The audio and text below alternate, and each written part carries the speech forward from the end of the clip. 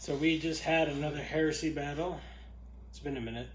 It's been a really long time. Yeah. I think the last time we had a heresy or just like a game at all was before I went to the hospital for some personal stuff. Yeah, no, I'm not going to go into Shouldn't that. say too many details on the internet.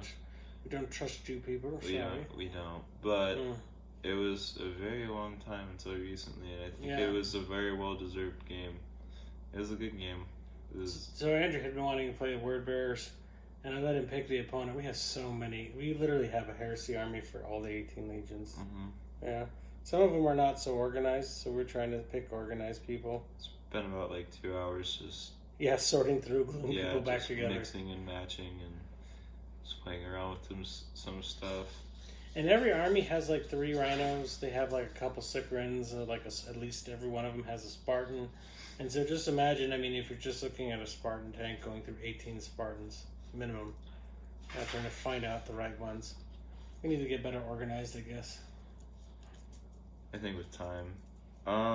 Yeah, a lot more time. This game was really good though. We had what did we decide to do? So the objective is that we both were the people pleasers. And who are those? I was the Word Bearers, which is the Chaos Legion of. It's like the Jehovah Witness of. Have you heard of our Lord and Savior Chaos? And then we also had the other people pleasers, which were the loyalists who were Salamanders, and they're like quite literally like the firefighters, the people like like the people that you like. So we came up with these objectives with like a small story where basically instead of like playing a typical objectives game, we had to hold an objective for 2 turns without being contested. Yeah, without it being contested, and then the objective would be taken off the board, and either like in my case the people would be sacrificed, or in that's his what case, we need to explain too. Yeah. What we did for the objectives is because these are both people pleasers, and so the Word Bearers are really popular people, and the Salamanders are really popular. They're doing everything to save people. If the Salamanders stayed and held the objective, they rescued the citizen. If the Word Bearers held it, then they sacrificed them. There was chaos. a story. Yeah, I should elaborate on that more instead of being like. Which was really fun. It was fun. It was really fun, and we just listened to Warhammer music the whole time, and we tried to put on theme music for the army. Just vibed out. Yeah, we were listening to. Andrew would have won this game, and he would have won it big, except he was like too timid with Lorgar. He's acting like Lorgar was like timid. Made out of paper. And then once he brought Lorgar out and started fighting things, it's like he's a Primarch. He killed a lot of things. I mean, like, Lorgar's probably not the best in Primarch duels, but he's not that bad. And if you're smart with him, he's pretty good. I mean, he can destroy things. Yeah, I think my biggest mistakes were that, well, I don't know, Corferon wasn't a big mistake. Yeah, you thought Corferon was like normal power. I had no clue. So Corferon, for context, is false Astartes. He's a false Astartes, which is basically like a false Space Marine. Well, so he's like Guardsman stats and Space Marine armor. So So like normal sized guy and it's a motivational really speaker. Big armor. It's like a person wearing baggy clothes thinking that they're buff. So yeah. Erebus was fun too. We had some special rules for Erebus where he escaped, and he kept on running away and tricky, but Vulcan laid the hammer on him. Finally, squished him like a grape. It was a good game, and I've been at first I used to really rag on the Word Bearers, especially because it was Gal Warback are pretty good. Gal Warback are really good, and then they're little the Gaharamal. Yeah. The Chaos Dreadnoughts, those are pretty good. Those are like their 2 main units. The Ashen Circle, which are like their jetpack unit, they're pretty good. But they're all very specialized. They do very specific things. They have this special rule too, where it's they consolidate. So like if you're getting a bunch of shots fired at you, you can just. We're talking the martyrdom rule. Yeah. The Legion rule. That was fun. Yeah, I hadn't known that until today, and then I was still playing around with it. And man, every time I rolled for it, my rolls really sucked. So did you normally going to do one of those reactions once a game? What we were doing, and the idea is that you could spend points that you earned to do it again, but it wasn't a guarantee. And the more you tried it, the harder it got. And so, but that was really fun, and it worked out for Erebus. Erebus kept on saving his butt, but other units no.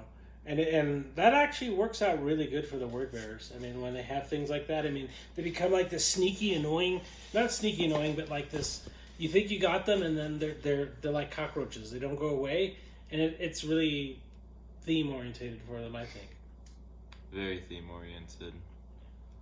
I was very satisfied with this game, though. I wanted to used to rag on word bearers, and then I actually started listening to their story more, and then I actually played as them, and I was like, wow, these guys are actually pretty awesome. So this is something from playing Emperor's Children a lot. I actually think Lorgar could probably beat Fulgrim. And it's because his maul's brutal too. It's stupid, but Lorgar is actually on the game. I think he could. He actually, and he has a shot at beating Angron too, which is kind of blows you away, because lore-wise you wouldn't think, but Lorgar, he's not so bad. And, you know, he gets the re-rolls because it's mastercrafted. Demon Fulgrim doesn't have a chance against Lorgar, which he took a sip of the Chaos Kool-Aid. Andrew didn't really use psychic powers that much, but we talked about him. I don't really know him that well. I've never really played with, You haven't been doing psychic powers? No, not, I don't think we've ever played with, Psychers at all. I mean, kind of more just played the on foot and tactical and assault, but not actually the, I guess not, it's not really magic, but psychic. Well, a lot of things are matchups too, and so one of the things about the word bearers, whether they want to be or not, they're kind of a hand-to-hand combat army. Most of their good stuff is hand-to-hand combat, so they need to get close. And so the Salamanders have great shooting, but it's within a very short range. And so when you have armies that kind of play into each other's strengths and weaknesses, it makes for a more fun game. If it was the Imperial Fists versus the Salamanders, they'd blow them away. They probably would blow away the word bearers too. You'd need a lot of terrain and a lot of cunning, because just those gun lines to get there, it's hard. Iron Hands, I don't know. The same thing with Iron Warriors. Any Heresy army that has killer firepower. Was what the word bearers or the Salamanders? Both. The Salamanders and word bearers need to get stuck in. The reason why this game was so much fun is because everybody got to charge. Everybody's close, and it's every unit on the board is charging, and they're counter charging, and they're doing things because you're up close. There was nobody who was just oh, let me just stay really far away and just fire. I mean, Andrew had some fire support teams, but I was able to take those out. And it was pretty much everybody's fighting, and it was very thematic because of that. I think that's kind of the problem with some of the parts of the game, is that you can have a type of army that's just, it's boring to play. Still think that Salamanders versus Iron Warriors, or Iron Warriors versus Salamanders was our best game yet. Yeah, it's going to be a new box set. You know that, right? Yeah. That's they're going to re-release Heresy, and they're going to have a new box set, and it's Salamanders versus Iron Warriors. It's a good choice. I mean, because those two armies, they're fun to play. They go hand in hand. Yeah. They go hand in hand. It's like peanut butter and jelly. Yeah. Well, I mean, I think the real peanut jelly butter. Jelly butter is Iron Hands and the not Iron Hands, but the Imperial Fists and the Iron Warriors. But I think that we almost had I kept on telling Andrew I didn't have enough Ultramarines. And then, so and then, Raven Guard, I was well, I don't have enough Raven Guard. He pulls out 5 boxes of Ultramarines. So what he means by boxes are these little storage bins, and each storage bin has about, 40 guys in it. Right? No joke. And, we had a full Ultramarine army. Yeah. And Raven Guard, I would keep on buying Raven Guard, but there are way too many Ravens.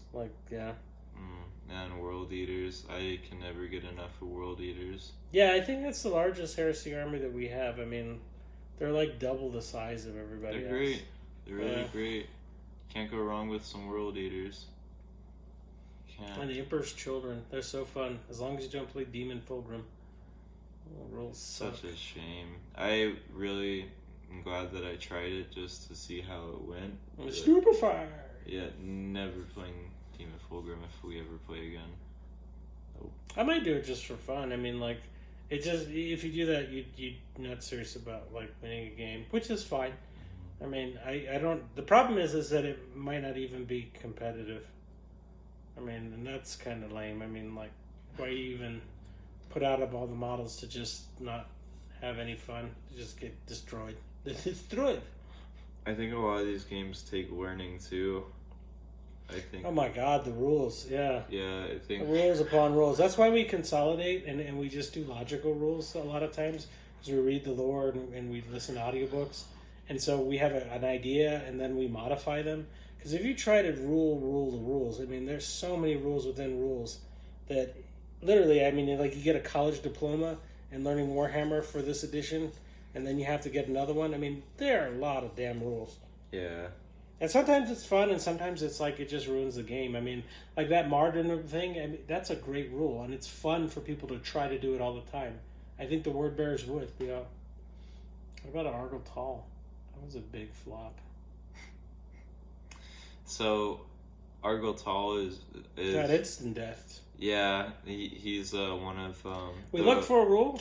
He's one of the Word Bearers' main heroes, and I put him next to Vulcan, and then I didn't know Vulcan has this rule, but he has like this like it's instant death.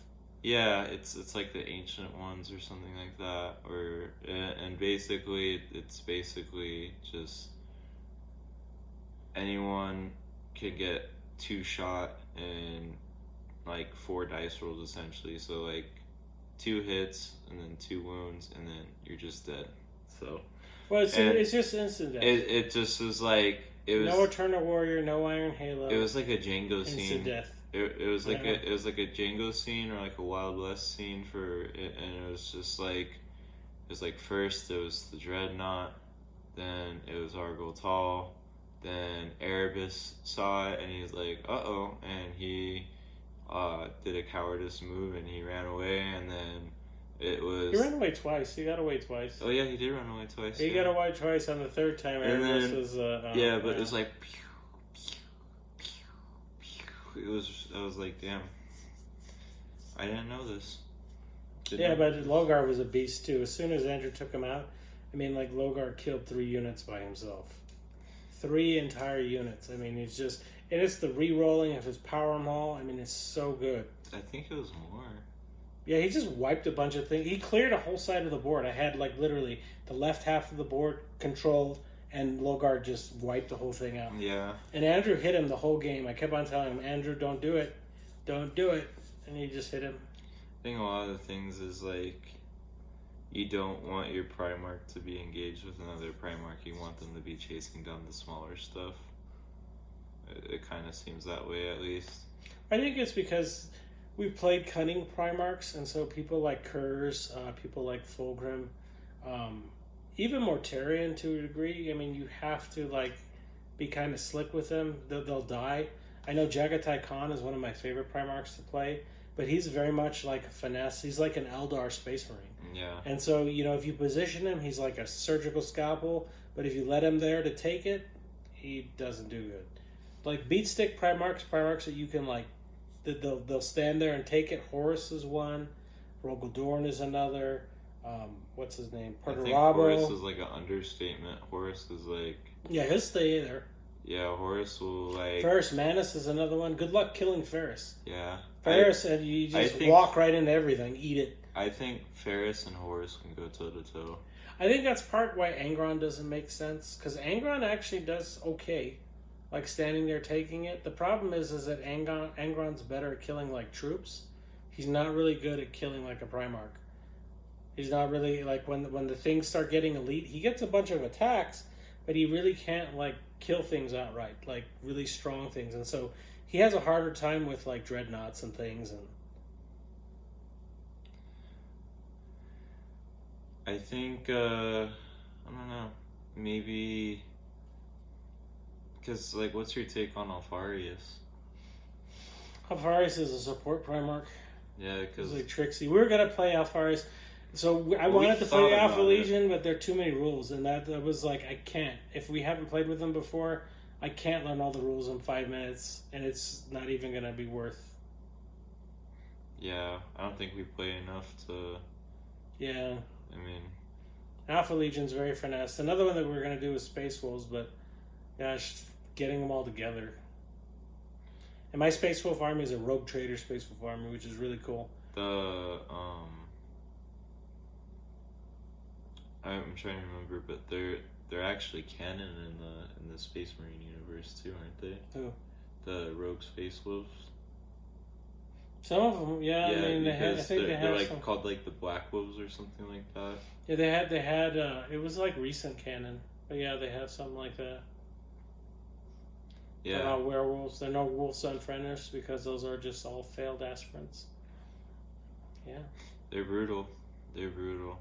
But I have that counterattack. So when you charge the Space Wolves, they can actually charge you and they get an attack too.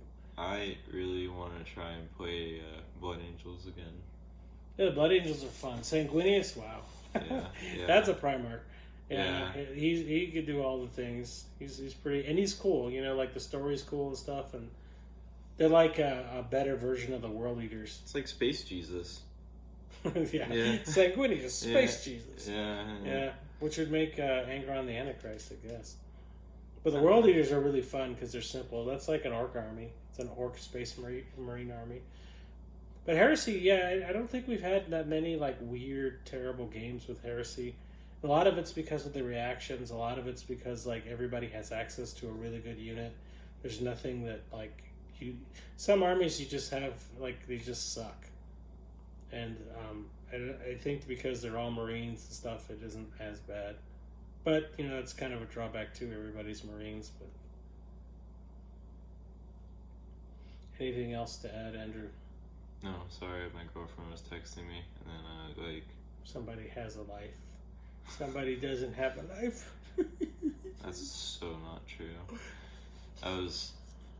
I'm pretty tired. It's been a long day. Yeah, we are really tired. So this game, like, just to give you an example, we've been talking about it for days, and then we like saw movies, we played video games. We've been talking about it for weeks. Yeah, and so we did everything but play the game. And part of it's just because it's so much to set up. I mean, like, it's fun to play a game, but they like this was a short game and it's 4 hours. Just to give you an example, and it's just setting up. We spent like an hour at least setting up. Yeah, and so I think we spent like a good 8 hours to like 9 hours playing a game. Yeah, and so when it's that much of a time commitment, I mean, it's really fun, but you can't do that all the time. And then, you know, it's just a lot. It's just like this today. We just went going through armies, trying to figure out what's what. And I do have them like organized. Some of them are in bags, but you know, it's like literally like 19 armies of, you know, 1 Custodes and 18 legions. It's a lot of stuff to sort through, and they're each like a 3,000 to 5,000 point army. So it's a bunch. Why do we do this? Because we love it, and I don't have a life. And, you know, you got to waste money on something. It's the green paper, and so I have you have to suffer to live. I've wasted a lot of money on Warhammer. But we love the novels. We love the fluff. I mean, I've been reading it since it started. And so, yeah, what do you do? Warhammer's great. Yeah. I have definitely converted to the dark side, for sure. Used to hate stuff like... I don't know. I don't like to rag on like Star Wars, but I really don't like Star Wars. I think it's such a silly thing. And then like realizing that Space Wizards. Yeah, like realizing that like a lot of Star Wars was more than likely inspired by things like Dune and Warhammer is too. The big thing with Warhammer is it's dystopian, and then they with the Primarchs and the Space Marines, they're kind of doing like the tragedy of the Greek gods. It's the same tragedy of the Norse gods. You know, like it's compelling because I think it's just dramatic storytelling. that we know. I mean, like, so Vulcan is very much like Thor, or actually Vulcan, Prometheus from Greek mythology. So they fit, right? I mean, it's something that kind of makes sense in the darkness of it, the kind of brutality. I mean, like today's game, we have the Salamanders just sacrificing everybody to save a life, and Lorgar's doing the exact same thing to take them. Lorgar's Space Moses. Evil Space Moses. Yeah, he's like a like not a satanic, but like just like a demonic. Well, he's popular, and so people listen to Lorgar.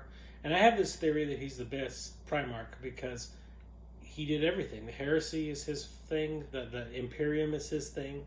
I mean, like, he wrote the Liber Divinatus, I think it is. But the worship of the Emperor, that's Lorgar. Chaplains, that's Lorgar. The purity seals, well, that's Lorgar. Yeah. I mean, and then you look at the chaos side of things, he got everybody to fall. I mean, like, Lorgar, he's responsible for everything. And he got Horus to take the blame, the front, as if Horus did it. And it was Lorgar all along. It was really the Lorgar heresy and not the Horus heresy. And people underestimate how powerful being popular is and being likable. You don't have to be the strongest. If you're the most likable, it's like what an influencer is. It's somebody who's just likable. And, you could be the most talented whatever, but, you're very likable, you're a millionaire. You're successful. People love you. It doesn't matter. And, that's what Lorgar has. Just super powerful. And, Vulcan has that too. He has the charisma, but Vulcan scares people when they look at him. And so that always would be like, whoa. And Lorgar doesn't scare people. They're, oh, he's Lorgar. He's there. I mean, I think... Might be space racism. Yeah, I think actually the Eldar would be like, maybe we should talk to Lorgar. I know he summons demons, but he seems like a nice guy. Yeah. And, it's so weird. I mean, like, yeah, Lorgar, and they always underestimate that. In Warhammer, it's always who's the toughest. And, I think people would turn traitor against their own Primarch. It's like... to be Lorgar's friend. I mean, like... It's quite literally like Lorgar was the weird goth kid in school, and Horus gave him a chance, and then everyone converted to being like the goth kid because they thought it was cool. And like Lorgar is like, well, I've been doing this because before it was cool, But he initiated everything. Yeah, that's yeah. You have to try something in order to like it, So at the end, as a conclusion for this is food for thought for Warhammer. Is every Space Marine chapter corrupt because they have someone like Lorgar in it? The fact that every Space Marine chapter... You just answered your own question. Yeah, the fact that every Space Marine chapter has a chaplain, and they adhere to these dogmas like that, which is literally Lorgar's thing. They're all corrupted. I mean, they all are. Because of Lorgar. What's Gilliman's thing? They have chaplains. The Codex Astartes. Yeah. I think, like... Imagine the shock of coming back and it's like, you're doing it the way Lorgar did.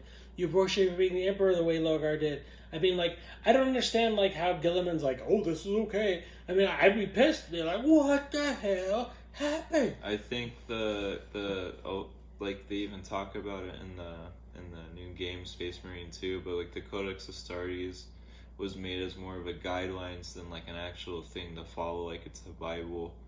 And a lot of people, I think, have this Lorgar idea mindset in their head, and like to follow it like it's a religion, whenever it's just more like a set of guidelines that it's like the cookies that you sign at the bottom of every website. You're like, click to accept. It's not really like you have to adhere to every single thing. It's kind of more just like, does that make sense? What you're talking about is that people have to go through it's like the most computers, they're Microsoft or Apple, and if Lorgar owns Microsoft and Apple, then in order to connect to the internet, you're going through Lorgar. Yeah. And so even to run, go to software, if you have to accept a cookie, whose cookie is it? It's Lorgar's cookie. Yeah. You have to eat Lorgar's cookie. You have to agree to Lorgar's cookie. I mean, yeah. Everything's going through him. And so, he's not as powerful as Angron and Lalar. Whoop-de-doo. Yeah. Whoop-de-doo. The fact that everybody's doing what Lorgar does. It's a problem. Which would be a good way to advance the narrative. Because, they had movies like Get Shorty and I'm thinking even like the Quentin Tarantino movie, I'm trying to remember what it's, Pulp Fiction. But it's basically like you have to chase down this character who's like the uber character, get rid of him, Kill Bill, whatever. Really, it's get Lorgar. And if all the Primarchs realize, hey, you know what? The reason why this is so messed up is because of Lorgar. We have to stop him. The one guy who realized this is Korax. And they're here diving through the warp and doing all these things to get Lorgar. And the fact that he's able to manipulate people and not actually be there, that makes him actually more powerful. I think that's on Korax, though, because he's always known about chaos from the start. Yeah, I think Jagatai did, too. Those two seem like... Another one who did was Perturabo, but Perturabo wasn't actually... The Emperor never told him. He just was horrified. He saw the horror movie channel all the time, and then, was freaked out by it, but... Yeah, the Emperor's a bad guy. But guess what? Guess who beat him? Lorgar. Lorgar's running around... killing people, doing stuff. What's the Emperor doing? He's in his wheelchair. On hospice. Yeah, on hospice. Yeah, who won that one? Lorgar. What about Horus? Horus Heresy. Horus is dead. Where's Lorgar? Sipping margarita in hell? Come on. Yeah. Yeah? Yeah. Who made Angron? Lorgar. Who made Mortarion? Lorgar. Yeah. He's probably responsible for Magnus' fall, too. The lodges, everything. Yeah. I think the only one that wasn't really responsible for their fall was Fulgrim, and it's because the Layer Blade was kind of what corrupted him. Yeah, except Lorgar and Aurelian, the book, he actually... Oh, he frees Fulgrim from the painting. They're making it seem like Fulgrim freed himself, and he didn't. It was Lorgar. Right? So again, Lorgar. Have you thought Lorgar? And everyone's like, well, he's one less weapon skill. Who cares? Lorgar is plus 10,000 charisma. Plus 10,000 influence there. Yeah. So, yeah. It was a good game. It was a good game. Good games for... I don't know how we call that a win or loss or whatever, because I don't know. Andrew won on points. I saved more victims. I don't know if you won on points. I don't think I won on points. But I did save more citizens, so... Yeah. It's kind of like the Salamanders' hidden objectives for the people. Yeah. I think that the whole point system wasn't really like the point of winning the game. It was more just to save the people or to sacrifice. But Andrew won on the point system, so that would technically be a win. Yeah, I failed my mission horribly. It's not really. Lorgar was just tentative. He was watching things play out too much, which is what Lorgar would do. So I did do a Lorgar thing. Yeah. I would just watch stuff too long. Alright. Well, this is a sleepy time video. It is. We have been up since, it's almost 5 in the morning, and we have been up since yesterday, probably 8 in the morning, so that's why everybody's so tired and we're rambling. Yeah. It's time to go. It is. Time to go. Thank you for coming and listening to us. Yeah, and it's going to take literally an hour to clean up before we have to go to bed. I want to go to bed now, but we'll put toy soldiers away. I think just put the toy soldiers away and then leave out And you can't leave them out because we have cats, and cats, they like Warhammer, but they like to eat Warhammer. Mm-hmm. And so they'll take your $100 model and chew on it, and then, eaten by Gustafer. Yeah. And he was trying to jump on the table, and he wanted to swat things off. It's yeah. Yeah. So Goose likes Warhammer. Cats like Warhammer. I think the plan is just pack up the minifigures and then put stuff away that is fragile, and then just leave the tables. And then come back for them whenever. Does that mean that cats are chaos gods? This is a question. And which chaos god is a cat? Everyone's going to say Slanesh, but I kind of think Khorne.